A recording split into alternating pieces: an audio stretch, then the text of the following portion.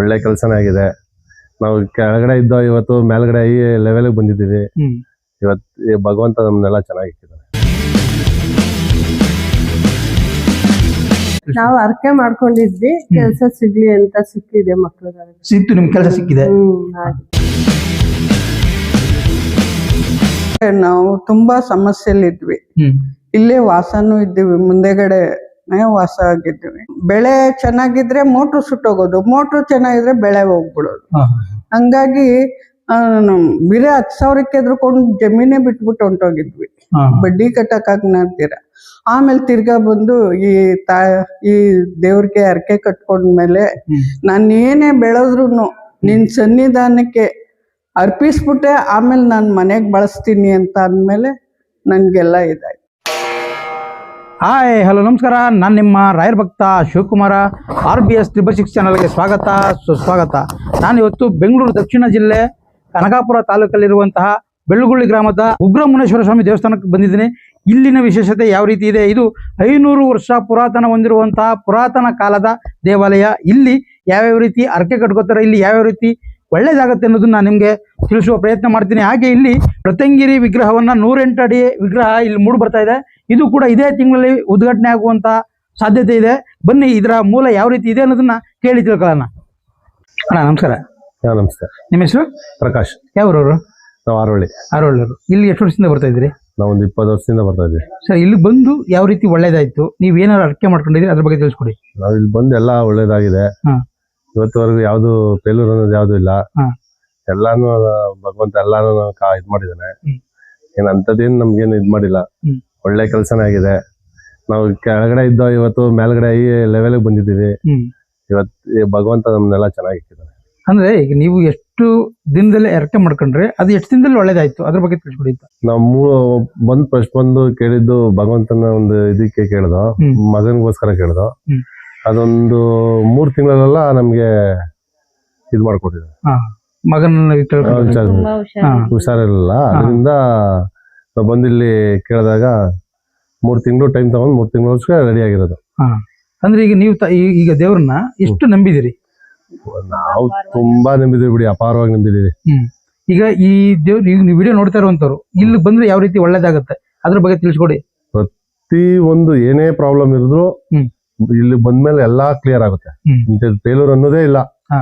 ಯಾವುದೇ ಪ್ರಾಬ್ಲಮ್ ಇರಲಿ ಇಲ್ಲಿ ಬಂದು ಒಂದ್ ವಾರ 2 ವಾರ 3 ವಾರದಲ್ಲಿ ಕ್ಲಿಯರ್ ಆಗೋಗುತ್ತೆ. ಈಗ ನೀವು ಇಲ್ಲಿ ಎಷ್ಟು ವರ್ಷದಿಂದ ಬರ್ತಾ ಇದ್ರಿ ಅಂದ್ರೆ? 20 ವರ್ಷದಿಂದ 20 ಬರ್ತಾ ಇದ್ರಿ. ಆಗ ಹೇಗಿತ್ತು ದೇವಸ್ಥಾನ, ಈಗ ಯಾವ ರೀತಿ ಇದೆ, ಯಾವ ರೀತಿ ಮುಂದುವರಿತಾ ಇದೆ? ಅಂದ್ರೆ ಫಾಸ್ಟ್ ಮುಂದುವರಿತಾ ಇದೆ. ಅವಾಗ ಇಷ್ಟೊಂದು ಇಂಪ್ರೂವ್ಮೆಂಟ್ ಇರಲಿಲ್ಲ, ಇಷ್ಟೊಂದು ಇದಿರಲಿಲ್ಲ. ಇವಾಗ ಆಗಿರೋ ಇಂಪ್ರೂವ್ಮೆಂಟ್ಗೂ ಈಗ ಅವತ್ತಿನ ಇದರಲ್ಲಿ ಇದ್ದಿದ್ದಕ್ಕೂ ಇವತ್ತಿನ ಟಾಪ್ ಅಲ್ಲಿ ಇದೆ. ಒಟ್ಟಿನಲ್ಲಿ ಇಲ್ಲಿರುವಂತ ಶಕ್ತಿ ಅಪಾರವಾದದ್ದು. ಈಗ 108 ಅಡಿ ಪ್ರತ್ಯಂಗಿರಿ ವಿಗ್ರಹ ಇಲ್ಲಿ ಸ್ಥಾಪನೆ ಆಗ್ತಾ ಇದೆಯಲ್ಲ, ಇದ್ರ ಬಗ್ಗೆ ಇದು ಎಷ್ಟು ಡೆವಲಪ್ಮೆಂಟ್ ಆಗ್ತಾ ಇದೆಯಲ್ಲ, ಇದ್ರ ಎಷ್ಟು ನಿಮ್ ಖುಷಿ ಇದೆ? ನಮ್ಗೆ ತುಂಬಾ ಖುಷಿ ಇದೆ. 108 ಅಡಿ ವಿಗ್ರಹ ಮಾಡ್ಬೇಕು ಅಂತಾನೆ ಫಸ್ಟ್ ನಮ್ ಗುರುಗಳ ಹತ್ರ ಮಾತಾಡಿದ್ದೆ. ನಾವುಗಳು ಎಲ್ಲಾ ಮಾತಾಡಿ ಎಲ್ಲಾ ಇದು ಮಾಡಿ ಇವತ್ತು ಇಷ್ಟು ಫಾಸ್ಟ್ ಆಗಿ ಬೆಳೆಸ್ತಾ ಇದೀವಿ ಅಂದ್ರೆ ಅದು ಭಗವಂತನ ದಯೆ. ಒಟ್ಟಿನಲ್ಲಿ ಏನೇ ಪ್ರಾಬ್ಲಮ್ ಇದ್ರು ಇಲ್ಲಿಗೆ ಬಂದ್ರೆ ಖಂಡಿತ ಒಳ್ಳೇದಾಗುತ್ತೆ, ಸಕ್ಸಸ್ ಆಗುತ್ತೆ. ಸರಿ, ಧನ್ಯವಾದಗಳು. ಅಮ್ಮ ನಮಸ್ಕಾರ. ನಮಸ್ತೆ. ನಿಮ್ಮ ಹೆಸರು? ಕಲ್ಪನಾ. ನೀವು ಯಾವ್ರವರು? ರಾಮನಗರ. ಇಲ್ಲಿ ಎಷ್ಟು ವರ್ಷದಿಂದ ಬರ್ತಾ ಇದ್ದೀರಿ? ನಾವು ನಮ್ಮ ತಾಯಿ ಮನೆ ಇಲ್ಲೇ ಚಿಕ್ಕಲ್ಬಾಳು. ನಾವು ಸುಮಾರು ದಿವಸದಿಂದ ಬರ್ತಾ ಇದ್ದೋ. ಇವಾಗ ಒಂದ್ ಸ್ವಲ್ಪ ದಿವಸದಿಂದ ನನ್ ಮಗು ಹುಷಾರಿಲ್ದೇ ಇರೋದ್ರಿಂದ ಬಿಟ್ಬಿಟ್ಟಿದೆ. ಇವಾಗ ಬರ್ತಾ ಇದೀವಿ. ಅಂದ್ರೆ ಇಲ್ಲಿ ಬಂದು ನಿಮ್ಗೆ ಏನ್ ಒಳ್ಳೇದಾಯ್ತು? ನಮ್ಗೆ ಒಂದ್ ಸ್ವಲ್ಪ ಕಷ್ಟ ಇತ್ತು, ಇದ್ರಿಂದ ಒಂದ್ ಸ್ವಲ್ಪ ಪರಿಹಾರ ಆಯ್ತು ನಮ್ಗೂನು ಅಪ್ಪನಿಂದ. ನಾವು ಇವಾಗ ಅದನ್ನೇ ನಂಬ್ಕೊಂಡು ಮತ್ತೆ ಬಂದಿದೀವಿ. ಈ ಪರಿಹಾರ ಯಾವ ರೀತಿ ಮಾಡ್ಕೋಬೇಕು, ನೀವು ಯಾವ ರೀತಿ ಮಾಡ್ಕೊಂಡ್ರೆ ಅದನ್ನ ಈ ವಿಡಿಯೋ ನೋಡ್ತಾ ಇದ್ರಲ್ಲ ಅವ್ರು ತಿಳಿಸ್ಕೊಡಿ. ಯಾವ ರೀತಿ ಮಾಡ್ಕೊಂಡ್ರಿ ನೀವು ಪರಿಹಾರನ? ಏನ್ ಹೋಗಿ ಬಂದು ಕೇಳ್ಕೊಳ್ಳೋದು, ಅಪ್ಪನ ಹತ್ರ ಕಷ್ಟ ಸುಖ ಹೇಳ್ಕೊತಾ ಇದ್ವಿ. ಏನೋ ಒಂದ್ ನಂಬಿಕೆಯಿಂದ ನಾವುನು ದೇವ್ರಿಗೆ ನಂಬಿದೀವಿ. ಈಗ ಕೆಲ್ಸಕ್ಕೆ ಹೋಗ್ಬೇಕು, ನಂಗೊಂದು ಕೆಲಸ ಸಿಕ್ಬೇಕು ಅಂತ ಇರ್ತದೆ.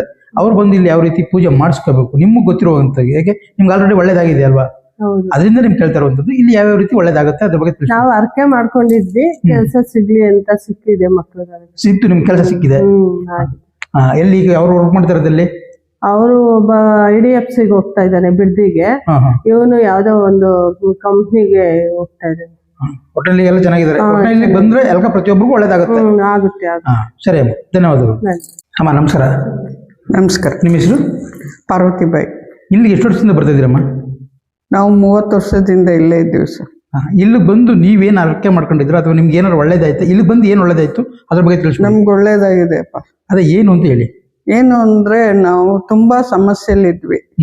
ಇಲ್ಲೇ ವಾಸನೂ ಇದ್ದೀವಿ, ಮುಂದೆಗಡೆ ವಾಸ ಆಗಿದ್ದೀವಿ. ಮತ್ತೆ ತುಂಬಾ ತೊಂದ್ರೆ, ಊಟಕ್ಕೂ ಇದಾಗ್ತಾ ಇರ್ಲಿಲ್ಲ ನಮ್ಗೆ. ಏನೇ ಬೆಳೆ ಬೆಳೆದ್ರು ನಮ್ ಮುಂದೆನೆ ಜಮೀನ್ ಇರೋದು. 2 ಎಕರೆ ಜಮೀನ್ ಇದೆ. ಬೋರ್ ಹಾಕಿಸ್ಕೊಂಡು 3 ತಿಂಗಳು ಬೆಳೆ ಚೆನ್ನಾಗಿದ್ರೆ ಮೋಟ್ರು ಸುಟ್ಟೋಗೋದು, ಮೋಟ್ರು ಚೆನ್ನಾಗಿದ್ರೆ ಬೆಳೆ ಹೋಗ್ಬಿಡೋದು. ಹಂಗಾಗಿ ಬಿರೆ 10,000ಕ್ಕೆ ಎದ್ರುಕೊಂಡು ಜಮೀನೇ ಬಿಟ್ಬಿಟ್ಟು ಹೊಂಟೋಗಿದ್ವಿ, ಬಡ್ಡಿ ಕಟ್ಟಕ್ಕಾಗ್ತೀರ. ಆಮೇಲೆ ತಿರ್ಗಾ ಬಂದು ಈ ದೇವ್ರಿಗೆ ಹರಕೆ ಕಟ್ಕೊಂಡ್ಮೇಲೆ ನಾನು ಏನೇ ಬೆಳೆದ್ರು ನಿನ್ ಸನ್ನಿಧಾನಕ್ಕೆ ಅರ್ಪಿಸ್ಬಿಟ್ಟೆ, ಆಮೇಲೆ ನಾನು ಮನೆಗೆ ಬಳಸ್ತೀನಿ ಅಂತ ಅಂದ್ಮೇಲೆ ನನ್ಗೆಲ್ಲ ಇದಾಯ್ತು. ಅಂದ್ರೆ ಇಲ್ಲಿಗೆ ನೀವು ಯಾವ್ಯಾವ ವಾರ ಬಂದಿದ್ರಿ? ಇಲ್ಲಿ ಯಾವ್ಯಾವ ಮುಂದೆನೆ ಇದ್ದೀವಿ ಸ್ವಾಮಿ, ಬರ್ತಾನೆ ಇರ್ತೀವಿ.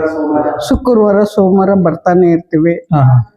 ವಾರ ಹುಣ್ಮೇಲಿ ಮತ್ತೆ ನಾನು ಏನೇ ಬೆಳೆದ್ರು ಅಲ್ಲಿ ಬೆಳ್ದಿ ರಾಗಿನೇ ಆಗ್ಲಿ ಭತ್ತನೇ ಆಗ್ಲಿ ಏನೇ ಬೆಳೆದ್ರು ಈ ಅಪ್ಪನ ಸನ್ನಿಧಾನದಲ್ಲಿ ಒಂದ್ 4-5 ಜನ ಅವತ್ತೊಂದ್ ದಿನ ನಾನ್ ಮಾಡಿದಿನ ಎಷ್ಟ್ ಜನ ಬರ್ತಾರೋ ಅಷ್ಟ್ ಜನಕ್ಕೂ ಊಟಕ್ಕೆ ಬಡಿಸ್ತೀವಿ ಸ್ವಾಮಿ.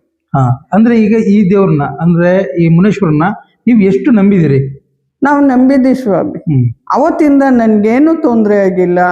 ನಾವೇನೇ ಇದ್ ಮಾಡಿದ್ರು ನಮ್ಗೆ ಬೇರೆಯವ್ರು ಎಲ್ಲ ಕಷ್ಟ ಕೊಟ್ರು ಈ ಸ್ವಾಮಿಗೆ ಅರ್ಪಿಸ್ಕೊಂಡು ನಮ್ಗೆ ಒಳ್ಳೇದಾಗಿದೆ. ನಾನು ಇಲ್ಲಿ ನೆಲೆನೂ ಆಗಿದ್ದೀನಿ ಸ್ವಾಮಿ, ಎಲ್ಲೂ ಹೋಗಿಲ್ಲ. ನಾನ್ ಈ ದೇವ್ರನ್ನ ಬೆಳಗ್ಗೆ ಎದ್ದು ನಮಸ್ಕಾರ ಮಾಡ್ಕೊಂಡೆ ನಾನು ಮುಂದೆ ಕೆಲಸ ಮಾಡ್ತೀನಿ.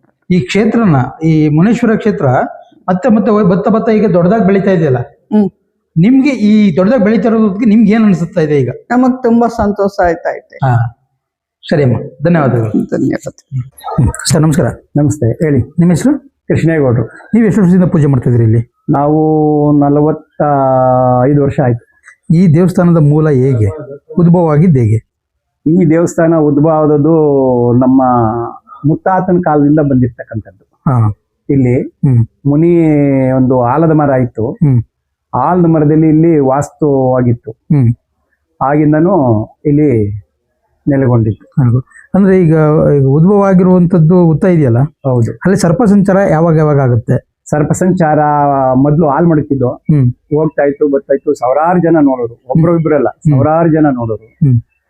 ಅದು ನಮ್ಮಮ್ಮನಿಗೆ ಇಲ್ಲಿ ಹೋಯ್ತಾ ಬರ್ತಾ ಇತ್ತಲ್ವಾ, ಈ ಮೆಳೆ ಎಂಡೆ ಹೂವು ಕುಯ್ಕ್ ಹೋಗೋರು.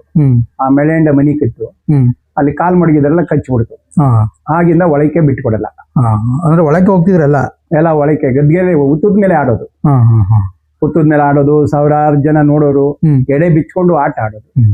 ಈಗ ಇಲ್ಲಿ ಪ್ರತ್ಯಂಗಿರಿ ವಿಗ್ರಹ 108 ಅಡಿ ಮಾಡಿಸ್ತಾ ಇದ್ರಲ್ಲ, ಅದು ಮಾಡಿಸ್ಬೇಕು ಅಂತ ಪ್ರೇರಣೆ ಆಗಿದ್ದು ಹೇಗೆ? ಅದು ನನಗೆ ಬಂದು ಹೇಳುದು, ಕನಸಲ್ಲಿ ಬಂದು ಮತ್ತೆ ನಿಜ ರೂಪದಲ್ಲಿ ಬಂದು ಹೇಳುದು. ಯಾರೋ ಬಂದು ಹೆಣ್ಣು ಒಂದು ರೂಪದಲ್ಲಿ ಬಂದು ನಾನು ಈ ನೆಲೆಗೊಳ್ಬೇಕು, ಇಲ್ಲಿ ಈ ಕ್ಷೇತ್ರದ ಈ ಅಪ್ಪನು ಹೇಳ್ತಿದ್ದ, ಒಂದು ಅಮ್ಮ ನೆಲೆಗೊಂಡ್ತಾಳೆ, ಈ ಕ್ಷೇತ್ರದಲ್ಲಿ ಒಂದು ಪುಣ್ಯ ಕ್ಷೇತ್ರ ಆಯ್ತದೆ ಅಂತ ಹೇಳಿದೆ. 2-3 ಸತಿ ಹೇಳಿತ್ತು, ಕನಸಲ್ಲಿ ಬಂದು ಇದಾಯ್ತು. ಹಾಗಾಗಿ ನಾವು ಈಗ ಅದನ್ನ ಮಾಡಿಸ್ಬೇಕು ಅಂತ ಯಾವಾಗ ನೀವು ಕೈಗೊಂಡ್ರಿ ಅದನ್ನ? ಇದು ಮಾಡಿಸಿ ನಾನು ಮಾಡಬೇಕು ಅಂತ ಪ್ರಯತ್ನ ಮಾಡುದು ಒಂದು 3-4 ವರ್ಷದಿಂದ ಇದ್ ಮಾಡ್ತಿದ್ದೆ. ಆದ್ರೂ ಒಂದು ಕೈ ನನಗೆ ಯಾವ್ದು ಸಪೋರ್ಟ್ ಅನ್ನೋದು ಯಾವ್ದು ಇದಿಲ್ಲ. ಇಲ್ಲಿ ಯಾವುದೇ ರಾಜಕಾರಣಿಗೆ ಆಗ್ಬೋದು, ಯಾವುದೇ ಇದಾಗ್ಬೋದು, ಬೇರೆ ಹೊರಗಡೆ ನನ್ನ ಭಕ್ತರು ಇಲ್ಲಿ ಬರ್ತಕ್ಕಂತ ಭಕ್ತರಿಂದಾನೇ ನನಗೆ ಕೈ ಜೋಡಿಸದೆ ಹೊರತು ಬೇರೆ ಯಾರು ಇದಾಗಿಲ್ಲ. ಅಂದ್ರೆ ಈಗ ಸ್ವಂತ ನೀವೇ ಮಾಡಿಸಿರುವಂತದ್ದು? ಸ್ವಂತ ನಾವೇ ಮಾಡಿಸ್ತಾ ಇರೋದು, ಭಕ್ತರುಗಳು ಮಾಡ್ತಾ ಇದ್ದಾರೆ. ಅಂದ್ರೆ ಉದ್ಘಾಟನೆ ಯಾವಾಗ ಆಗುತ್ತೆ?